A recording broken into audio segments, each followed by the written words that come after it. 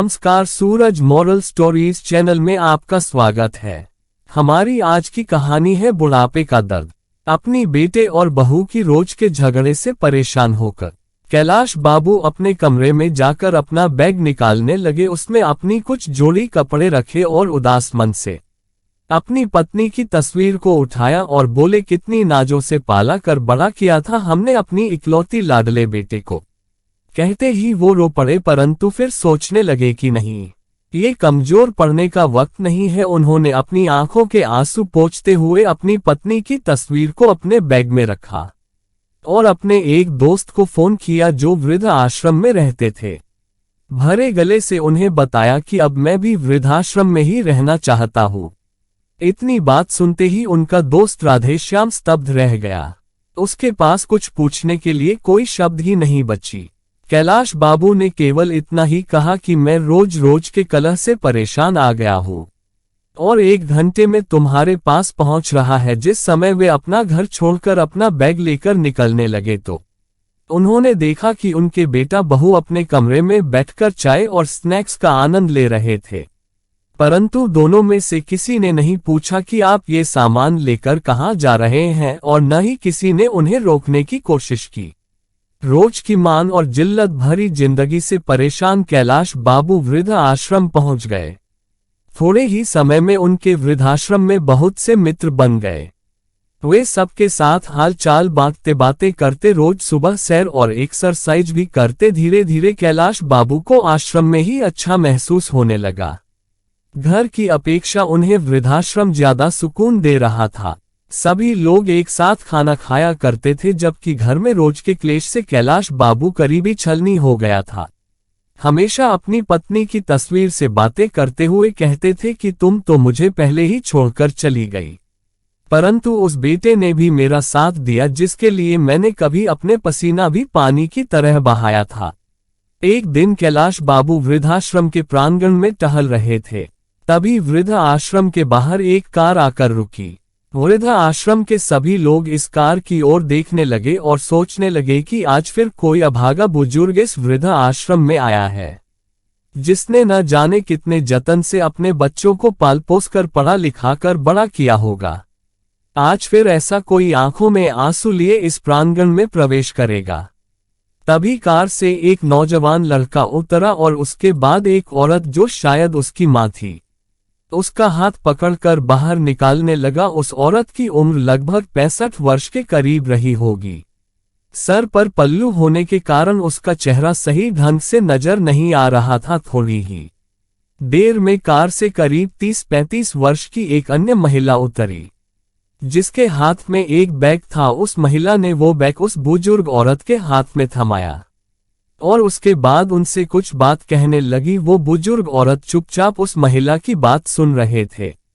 फिर वापस वे दोनों कार में बैठकर चले गए और बुजुर्ग महिला वृद्ध आश्रम के बाहर कुछ देर तक वैसे ही खड़ी रही और फिर भारी मन से अपने आंसू पोंछते हुए वृद्धाश्रम में आ गई। कैलाश बाबू की ओर देखते ही अपने सिर के पल्लू से अपने चेहरे को छुपाने लगी और फिर बिना कुछ कहे महिला विभाग की तरफ चली गई। तभी कैलाश बाबू के साथ खड़ी एक बुजुर्ग ने कहा, आज फिर से एक माँ की ममता तार तार हो गई। फिर से एक माँ के सपनों को चकनाचूर कर दिया गया। कैलाश भी बार बार किसी महिला के चेहरे की ओर देखते जा रहे थे। उन्हें लगा कि जैसे वो उस महिला को जानते हैं, लेकिन वह पूरी तरह समझ नहीं पाए कि वह महिला कौन है। अक्सर कैलाश बाबू देखते हैं कि वह महिला अपने पल्लू से अपना आधे से ज्यादा चेहरा छिपाकर रखती थी, लेकिन एक दिन जब वह महिला बागवानी के काम में लगी हुई थी तो कैलाश बाबू इस समय टहलने के लिए निकले। बागवानी करते करते उस महिला के सिर से पल्लू उतर गया। कैलाश बाबू को उस महिला का चेहरा देखते ही पैरों तले जमीन खिसक गई। न जाने कितने सवालों ने उनके दिमाग को घेर लिया। उसी समय उनका एक मित्र भी उनके पास आया और बोला, खाना खाने का समय हो गया है, तुम कहाँ घूम रहे हो और इतने गुमसुम क्यों हैं? सभी लोग नाश्ते की मेज पर मौजूद थे, लेकिन तुम नहीं थे, इसलिए मैं तुम्हें बुलाने आ गया। क्या बात है, कोई परेशानी है? अरे नहीं, कुछ भी तो नहीं, थोड़ा टहलने के लिए बाहर निकल आया था, बस में आ ही रहा था। कमरे में बैठने के बाद कैलाश नाथ जी की नजरें बार बार जानकी देवी को ही ढूंढ रहे थे। वे उनसे पूछना चाहते थे कि आखिर ऐसा क्या हुआ कि उन्हें यहाँ आने की नौबत आ गई। उनका तो भरा पूरा परिवार था और हमेशा कहती थी कि वह अपने बेटे बहू के साथ बहुत खुश हैं। फिर आज ऐसा क्या हो गया? कैलाश बाबू उधर ही किसी व्यक्ति से पूछते हैं कि 2 दिन पहले जो महिला वृद्धाश्रम में आई थी वो आज खाना खाने नहीं आई है। उन्होंने बताया कि वो माताजी आज बहुत दुखी हैं, इसलिए उन्होंने खाना खाने से मना कर दिया है। परेशान भी क्यों न हो, आखिर जो उनके बेटे बहू ने उनके साथ किया है ऐसा तो कोई दुश्मन के साथ भी न करे। वो बार बार अपने घर को याद कर रहे हैं। सुबह से अपने कमरे में बैठे रोए जा रही थी, इसलिए उनका ध्यान भटकाने के लिए उन्हें बागवानी करने का काम दिया गया है।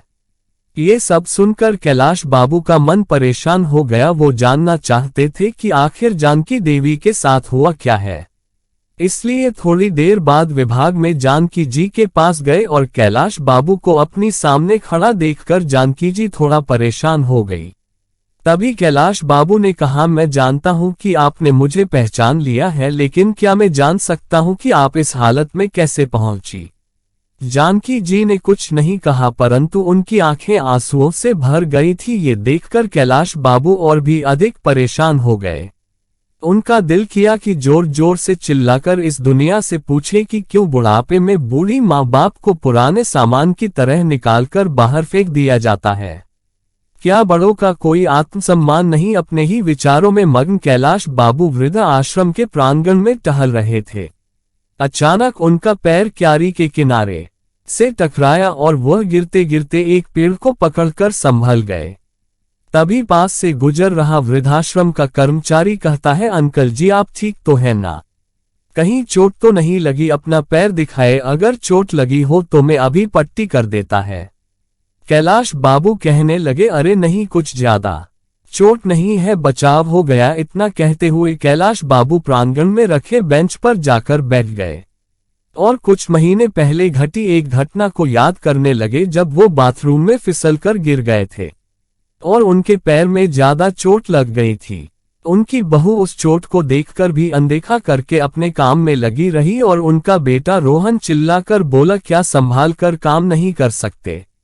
मुझे तो समझ नहीं आता कि आप इतनी हड़बड़ी में क्यों रहते हैं। कोई काम ठीक से करना नहीं आता, जब देखो चोट लगाकर बैठ जाते हैं और हमारा काम ही बढ़ाते रहते हो। अगर कोई काम नहीं होता तो मत किया करो, आराम से अपने कमरे में क्यों नहीं बैठते, पूरा दिन इधर उधर घूमते रहते हैं। उससे इतना भी न बन पाया कि अपने पिता का हालचाल पूछे या चोट पर मरहम पट्टी करें। एक दिन जब कैलाश बाबू का चश्मा टूट गया तो अपने बेटे से कहने लगे, बेटा मेरा चश्मा ठीक करा देना, टूट गया है, ठीक से दिखाई नहीं देता। इतनी बात सुनते ही बहू बीच में जोर से चिल्ला पड़ी कि बस चारपाई पर बैठे बैठे खर्चे बढ़ाते रहते हैं और कोई काम धंधा तो करते नहीं है। बच्चों की तरह हरकतें हो गई है आपकी। न जाने ऐसा कितनी बार हुआ था जब कैलाश बाबू अपने बेटे बहू से अपमानित हो चुके थे। अपने अतीत में झांकते कैलाश बाबू अभी अपने विचारों में खोए ही हुए थे, तभी सामने से उनके बुजुर्ग मित्र राधे श्याम जी आते हुए दिखाई दिए। श्याम जी के चेहरे पर मुस्कुराहट थी। उन्हें देखकर कैलाश बाबू बोले, क्या बात है? राधेश्याम आजकल बड़े ही खुश नजर आ रहे हैं। राधेश्याम जी ने कहा, आज मेरे बेटे का जन्मदिन है, उसका फोन आया था कि आज वो मुझसे मिलने आने वाला है, इसलिए मैं बहुत खुश हूँ। बहुत दिनों बाद आज उसका चेहरा देखने को मिलेगा। राधेश्याम जी की बात सुनकर कैलाश बाबू कुछ परेशान सी हो गए और अपने मित्र से बोले, जिस बेटे ने तुम्हारी ये हालत कर दी, तुम्हें वृद्धाश्रम में छोड़कर चला गया, साल में केवल कुछ देर के लिए तुमसे मिलने के लिए आएगा, तुम उस बेटे के लिए खुश हो रहे हो? तभी राधेश्याम जी बोले, मैं तो इसी से खुश हूं, मेरे लिए यही बहुत बड़ी बात है। लेकिन कैलाश जी उनसे नाराज होकर उनकी बात को बिना सुने अपने कमरे में जाकर बैठ गए। सोचने लगे कि ये किस्सा केवल मेरे साथ या जानकी जी के साथ ही नहीं है, वृद्ध आश्रम में रहने वाले हर एक बुजुर्ग की कोई ना कोई कहानी है। और सभी की जिंदगी में वृद्धाश्रम में रहने के पीछे कोई न कोई वजह जरूर है। बिना किसी वजह के अपनी मर्जी से कोई वृद्धाश्रम में नहीं आता। जब तक कि एक व्यक्ति अंदर तक नहीं भर जाता तब तक वो यहाँ आने के लिए मजबूर नहीं होता। लेकिन देखो, सभी बुरे लोग अपनी उन कड़वी यादों को भूलकर अपनी जिंदगी को जहां बिताने के लिए मजबूर हैं। कुछ लोग समय के हिसाब से स्वयं को ढाल लेते हैं और खुश रहने की कोशिश करते हैं, जबकि कुछ लोग मेरे जैसे हैं जो हमेशा ही अपने बच्चों को, अपने बेटे बहू को, अपने पोते पोती को याद करके आंखों से आंसू बहाते रहते हैं। बार बार अपने घर परिवार को याद करते हैं। मन में अपने घर के लिए लगाव भी है, लेकिन उसी घर में रहने वाले बेटे बहू के दिए हुए घाव भी। कैलाश जी को कविता लिखने का बहुत शौक था, इसलिए अपना दिल बहलाने के लिए भी कुछ देर के लिए कविता लिखने बैठ जाते थे। एक दिन जब वह एक कागज पर अपने विचारों को कविता का रूप दे रहे थे तो उस पर अपने हालात बयां करते करते हैं उनकी आंखें आंसुओं से दबदबा गई। उसी समय वृद्धाश्रम का संचालक उनके पास आया और उन्हें आवाज लगाई। कैलाश बाबू उसी समय थककर बैठ गए और कागज को मोड़कर अपनी जेब में रख लिया और अपने आंसू छिपाते हुए बोले, जी बोलिए। कैलाश जी, आपका बेटा और बहू आपसे मिलने आए हैं, साथ में आपका पोता भी है। ये बात सुनकर कैलाश जी हैरान हो गए, साथ में उनके चेहरे पर नफरत के भाव भी आ गए। सोचने लगे कि आज मेरे बेटे को मेरी याद कैसे आ गई। जब ऑफिस में गई तो उस समय उनका 5 वर्ष का पोता गोलू उन्हें देखते ही दादू दादू बोलते हुए झट से उनकी ओर दौड़ा और उनकी टांगों से चिपक गया। कैलाश बाबू की आंखों से आंसू छलक पड़े। अब तक भी मन मारकर वृद्धाश्रम में जैसे कैसे जी रहे थे, लेकिन अपने पोते को देखते ही उनका दिल कमजोर पड़ने लगा। परंतु फिर अचानक दिमाग में विचार आया कि ये वक्त मजबूती से अपने निर्णय पर टिके रहने का है। ऐसा सोचते हुए गुस्से से अपने बेटे को देखते हुए बोले, तुम यहाँ क्या करने आए हो? चले जाओ यहाँ से, मुझे किसी से मिलने की कोई जरूरत नहीं है। मैं यहाँ बहुत खुश हूँ और अपनी जिंदगी बड़े आराम से काट रहा हूँ। कम से कम यहाँ मेरे साथ कोई हंसने बोलने वाला तो है। वो पिताजी, दरअसल बात यह है कि आज गोलू का जन्मदिन है और हमने घर पर पार्टी रखी है। गोलू की ख्वाहिश है कि आप भी उसके जन्मदिन पर उपस्थित रहें। यदि आप आएंगे तो आपके पोते को भी अच्छा लगेगा। तभी कैलाश बाबू बोले, देखो मैं वह घर छोड़ चुका हूं और अब मैं वहां दोबारा नहीं जाना चाहता। इस समय उनका बेटा बोला, पिताजी आप घर चलिए, वहां आपके मित्र भी पार्टी पर आ रहे हैं, मैंने उन्हें भी बुलाया है। सभी आस पड़ोस वाले और रिश्तेदार भी आएंगे, सब लोग आएंगे, आपके बारे में पूछेंगे तो हम क्या कहेंगे? तभी कैलाश बाबू बोले, अच्छा तो आज मुझे अपने बेटे के जन्मदिन के लिए बुलाने नहीं बल्कि अपनी इज्जत बचाने के लिए तुम लोग बुलाने आए हो। सभी रिश्तेदार आएंगे तो पूछेंगे तुम्हारे पिताजी कहाँ हैं, तो तुम क्या जवाब दोगे? इसलिए तुम मुझे बुलाने आया हो। अभी के अभी चले जाओ यहाँ से, मैं कहीं नहीं जाने वाला हूँ।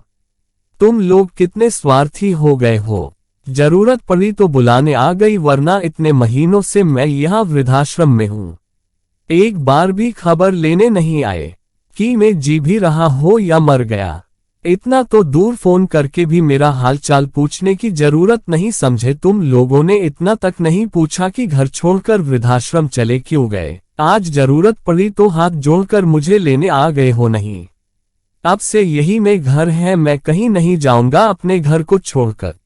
ऐसा कहते हुए कैलाश बाबू अपने कमरे की ओर जाने लगे। तभी बेटा और बहू दोनों ने आपस में प्लान बनाया कि पिताजी ऐसी नहीं मानेंगे, कुछ तो करना पड़ेगा, तभी हम इन्हें घर लेकर जा सकेंगे और रिश्तेदारों के ताने सुनने से बच सकेंगे। इसलिए दोनों रोनी सूरत लेकर कैलाश बाबू के पास गए और गिड़गिड़ाते हुए कहने लगे, पिताजी माफ कर दो, आपके पोते का जन्मदिन है, क्या आपको अपने पोते की खुशियों में शामिल होने का भी मन नहीं कर रहा? इतनी बात सुनकर कैलाश बाबू का दिन पिघलने लगा।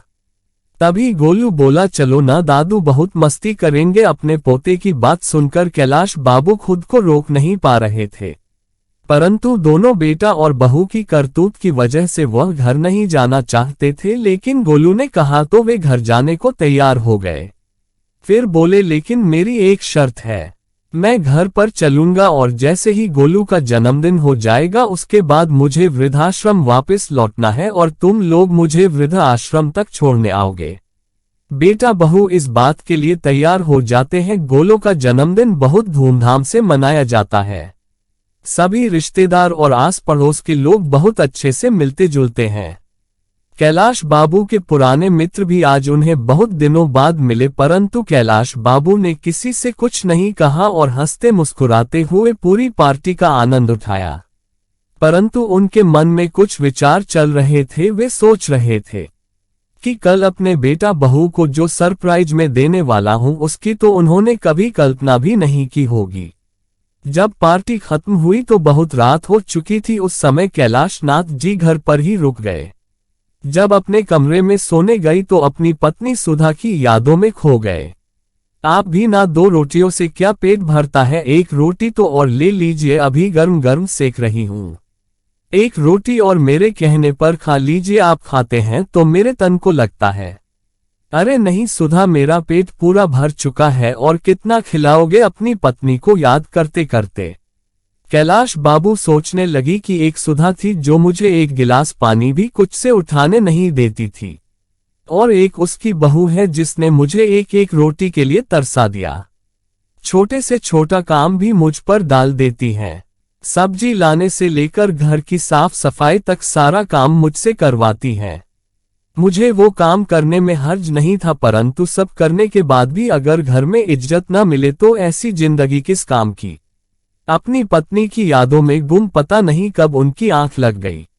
सुबह जब सोकर उठे तो देखा बेटा और बहू दोनों तैयार खड़े थे।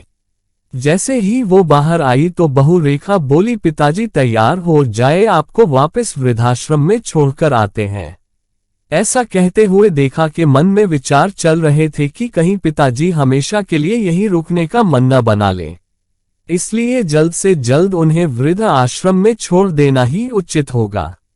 कैलाश बाबू उन्हें देखकर हैरान थे और अपने बेटे बहू की मंशा को अच्छी तरह से समझ रहे थे, इसलिए वो भी जल्दी से नहा धोकर तैयार हो जाते हैं। जैसे ही वृद्धाश्रम में जाने के लिए गाड़ी में बैठने लगते हैं वो देखते हैं कि उनकी बहू रेखा के चेहरे पर एक संतुष्टि भरी मुस्कान थी। मन ही मन सोचने लगी कि चलो बेटा, आज तुम्हें जो सरप्राइज दूंगा उसके बाद से तो तुम वृद्धाश्रम का नाम लेना भी भूल जाओगे।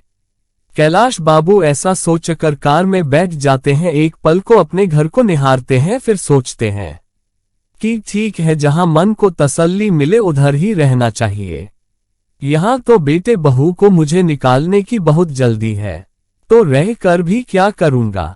अपना वृद्धाश्रम ही अच्छा है, जहां मैं अपने हिसाब से खाता है, अपने हिसाब से रहता हूं और अपनी मनपसंद का काम करता हूं। किसी की चिकचिक नहीं होती। जैसे ही वृद्धाश्रम के सामने कार रुकी तो बेटे बहू कार से उतरकर बाहर खड़े हो गए। कैलाश बाबू की कार से निकले और जाने लगे। जाते जाते रुक गए और पीछे मुड़कर अपने बेटे बहू को आवाज लगाए गई। दोनों अपनी कार में बैठने ही लगे थे, तभी कैलाश बाबू की आवाज सुनकर रुक गए। कैलाश बाबू ने फिर कहा, वापस मत जाओ, मुझे तुम्हें किसी से मिलाना है। उनके बेटा बहू उनके पीछे पीछे चल पड़े। वृद्धाश्रम के प्रांगण में पहुंचकर कैलाश बाबू वहीं काम करने वाले एक व्यक्ति से जानकी जी को बुलाने को कहते हैं। जानकी जी जैसे ही बाहर आई वैसे ही कैलाश बाबू का बेटा उन्हें देखकर दंग रह जाता है, और बहू रेखा को तो जैसे काटो तो खून नहीं, उसकी हैरानी का ठिकाना नहीं था। दौड़कर जानकी जी के गले लग गई और फूट फूट कर रोने लगी और बोली, माँ आप यहाँ क्या कर रही है? आप यहाँ का बाए और आपने मुझे बताया भी नहीं। परंतु उसकी बातों का जानकी जी ने कोई जवाब नहीं दिया। फिर रेखा बोली, मुझे तो यही लगता था कि आप भाई भाभी के साथ बहुत अच्छे से रह रही होंगी। कल ही मेरी भाभी से बात हुई थी, उन्होंने भी नहीं बताया कि तुम वृद्धाश्रम में हो। मैं तुम्हारे बारे में भाभी से कितने दिनों से पूछ रही थी कि माँ से बात नहीं हो रही, माँ कहाँ है? एक बार तो मेरी बात करवा दूं, तो भाभी ने कहा कि तुम तीर्थ यात्रा पर गई हो, इसलिए मेरी तुमसे बात नहीं हो पाएगी। और मैंने भी मान लिया कि तुम तीर्थ यात्रा पर गई हो, लेकिन मुझे क्या पता कि उस जालिम औरत ने तुम्हें वृद्ध आश्रम में छोड़ दिया है। अपनी बेटी की बात सुनकर जानकी जी फूट फूट कर रोने लगी और बोली, बेटा तुम्हारे भाई भाभी झूठ बोल रहे थे, मुझे 1 महीना पहले ही वो वृद्धाश्रम में छोड़कर चले गए थे। लेकिन माँ, आप मुझे फोन करके बता भी तो सकती थी, मैं तुरंत यहाँ पहुंचाती। उन लोगों की हिम्मत कैसे हुई मेरी माँ के साथ यह सब करने की। इतना कहते हुए रेखा अपनी माँ से लिपट गई। मैं तुम्हें फोन करके कैसे बता सकते थे? जिस दिन मैं वृद्धाश्रम में आई मैंने तुम्हारे ससुर जी को यहाँ देखा। इसका मतलब तो ये हुआ कि तुम में और तुम्हारी भाभी में कोई फर्क ही नहीं है। मैं तुम्हें फोन करके तुम्हारे भाई भाभी की करतूत के बारे में क्या बताती है? इतना कहते हुए जानकी जी ने उसे अपने से अलग कर दिया। तुम मेरी बेटी कहलाने के लायक ही नहीं हो, इसलिए मुझसे दूर रहो। यदि मेरे बेटे बहू ने मुझे घर से निकाला है तो मेरी बेटी ने भी अपने ससुर को घर से निकाला है, तो कुल मिलाकर मेरी दोनों औलादें ही निकम्मी निकली। अब तो मुझे स्वयं को तुम्हारी माँ कहने पर भी शर्म आती है। एक ने अपनी माँ को घर से निकाल दिया और एक ने अपने ससुर को घर से निकाल दिया। अपनी माँ की बातें सुनकर रेखा का सिर शर्म से झुक गया। माँ, मुझे माफ कर दो, मैं बहुत शर्मिंदा हूँ। मुझसे बहुत बड़ी गलती हो गई है। मैंने कभी नहीं सोचा था कि जो मैं अपने सास ससुर के साथ कर रही हूँ वह मेरी माँ बाप के साथ भी हो सकता है। जानकी जी बोली, बेटा वैसे तो तुम्हारी गलती माफ करने के लायक नहीं है, फिर भी अगर माफी मांगनी है तो मुझसे नहीं अपने ससुर जी से मांगो। अपनी करतूतों पर शर्मिंदा हुई रेखा अपने ससुर जी की ओर मुड़ी और उनके पैरों में गिर गई। मुझे माफ कर दीजिए पिताजी। तभी रोहन ने भी माफी मांगते हुए कहा, अब आप दोनों घर चली और हमें अपनी सेवा करने का मौका दीजिए। तो कैलाश जी और जानकी जी दोनों ने ही घर जाने से मना कर दिया और कहा कि हमें अपनी बहू बेटे या बेटी के पास नहीं रहना है, हम वृद्धाश्रम में रहकर ही सुखी है। दोनों ने लाख मनाने की कोशिश की, परंतु कैलाश जी और जानकी जी का एक ही जवाब था, एक बार धोखा खा चुके हैं। अब इस उम्र में हमारे शरीर में इतनी जान नहीं बची है कि बार बार अपने बच्चों द्वारा दिए गए धोखे झेल सके। इतना कहकर कैलाश जी और जानकी जी अपने अपने कमरे में चले गए। रेखा और रोहन दुखी मन से अपने घर वापस चले गए। घर पहुंचकर उन्होंने देखा कि पिताजी के कमरे में उनके बिस्तर पर एक कागज रखा था जो शायद उनकी जेब में से निकलकर गिर गया था। जब रोहन ने उस कागज को खोलकर देखा तो उसमें उनके पिताजी ने एक कविता लिखी हुई थी। क्या किसी ने देखा है मौत से पहले भी मौत आती है? हाँ, मैंने देखा है, आज मौत से पहले भी मौत आती है। जब जिंदगी अपने आखिरी पड़ाव पर आ जाती है, शरीर भी काम नहीं करता, केवल सांस आती जाती है। हाँ, मैंने देखा है, मौत से पहले भी मौत आती है। अपने पिता द्वारा लिखे इन शब्दों को देखकर रोहन के दिल पर न जाने कितने तीर एक साथ चुभने जैसा एहसास हुआ। और उधर रेखा अभी तक अपनी माँ की हालत को देखकर उस सदमे से उबर नहीं पाई थी, परंतु आज उन दोनों के पास पछताने के अलावा और कोई रास्ता नहीं था। किसी ने सही कहा है, संतान का अस्तित्व है माता पिता की वजह से और माता पिता वृद्धाश्रम में है संतान की वजह से। दोस्तों, आपको ये कहानी कैसी लगी लाइक और कमेंट करके जरूर बताएं और चैनल को सब्सक्राइब करना बिल्कुल न भूलें। मिलते हैं एक नई कहानी के साथ। बहुत बहुत धन्यवाद।